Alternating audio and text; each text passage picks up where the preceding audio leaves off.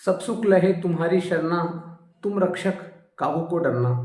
हनुमान चालीसा की जो व्याख्या की श्रृंखला चल रही है उसमें जो आज की 11वीं चौपाई है वह है सहस वदन तुमरो यश गावे, अस कहीं श्रीपति कंठ लगावे। सहस वदन, इन दोनों शब्दों को हम समझते हैं कि सहस और वदन ये दोनों शब्द संस्कृत से लिए गए हैं गोस्वामी जी ने। वो सहस का मतलब होता है सहस्त्र, 1000। बदन, अब बदन का अर्थ कोई शरीर नहीं है यहाँ पर, बदन का अर्थ है मुख। जो वदन शब्द है वो अवधी भाषा में गोस्वामी जी ने लिया है हनुमान चालीसा में। 1000 मुख तुम्हारे यश का गान करे, ऐसा कौन कह रहा है? राम कह रहे हैं।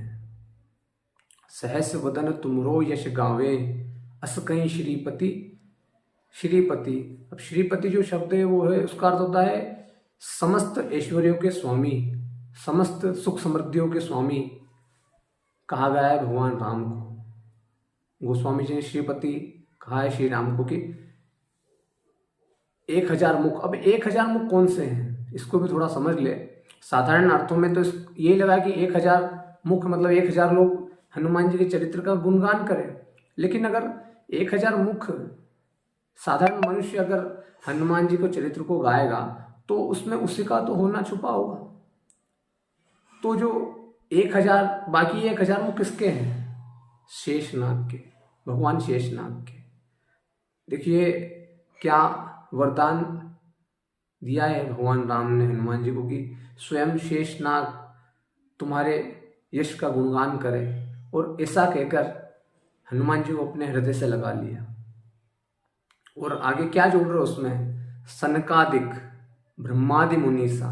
सनकादिक, जो सनक आदि 4 भाई थे, वे चारों ब्रह्मादि, ब्रह्मा जी और आदि मतलब महादेव शंकर भगवान और विष्णु भगवान, ब्रह्मा शंकर विष्णु महेश, सनकादिक ब्रह्मादि मुनीसा, जितने भी मुनि हैं सारे मुनि,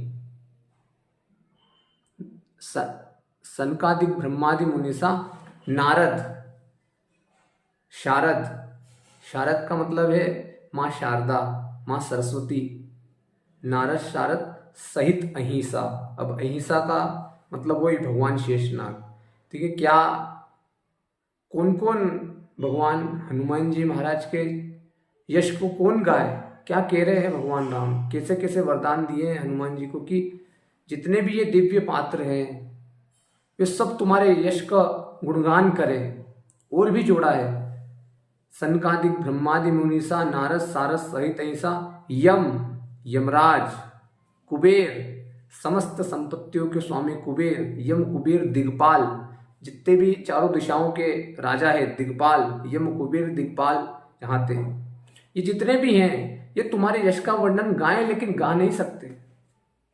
यम कुबेर दिग्पाल जहाँ थे और कवि को भी कही सके कहाँ थे।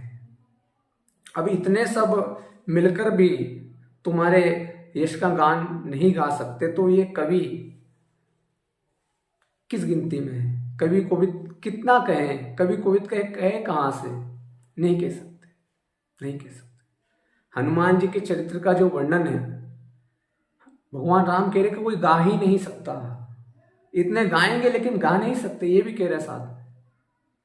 तो ये जो चौपाइयाँ हैं अगर इनको अर्थ सहित हम ग्रहण करेंगे तो इस हनुमान चालीसा से हमारा एक संबंध स्थापित होगा, हनुमान जी से एक संबंध स्थापित होगा। तो इस मैंने 10 चौपाई के आगे भी व्याख्या की है। इस चैनल को सब्सक्राइब कीजिए, वीडियो अच्छा लगा हो तो लाइक कीजिए, क्योंकि आगे की यात्रा भी करनी है। जय श्री राम।